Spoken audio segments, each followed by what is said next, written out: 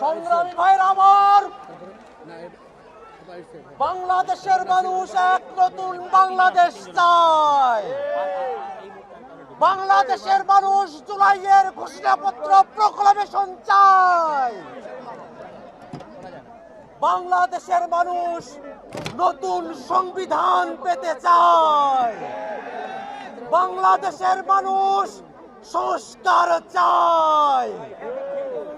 ভাইরা আমার, বৈষম্য বিরোধী ছাত্র আন্দোলন যখন জুলাইয়ের প্রক্লেমেশন নিয়ে রাজপথে জমায়েত করার ঘোষণা দিয়েছে, আমরা দেখেছি সরকারের পক্ষ থেকে উদ্যোগ নিয়ে সকল রাজনৈতিক পক্ষকে সাথে নিয়ে সরকার জুলাইয়ের ঘোষণাপত্র পাঠ করার সিদ্ধান্ত গ্রহণ করেছে।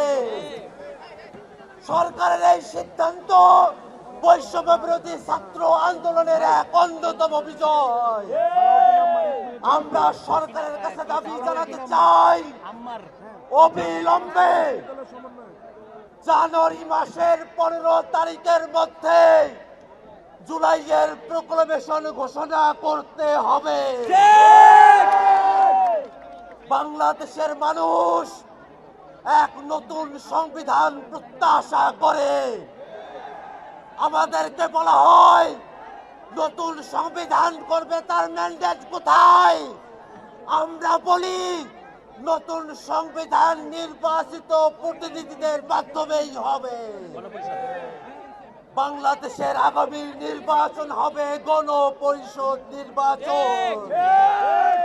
এই গণপরিষদ নির্বাচনে যারা জয়ী হবে তারা একই সাথে সংবিধান বিষয়ে সিদ্ধান্ত নেবে, নতুন সংবিধান প্রণয়ন করবে এবং আইনসভার সদস্য হিসাবে ভূমিকা পালন করবে।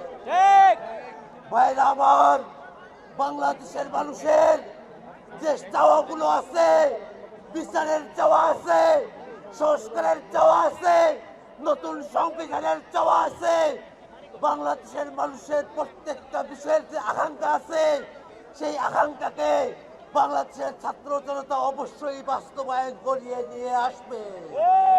এই বলে আমি আমার বক্তব্য এখানে শেষ করছি। ধন্যবাদ সকলকে।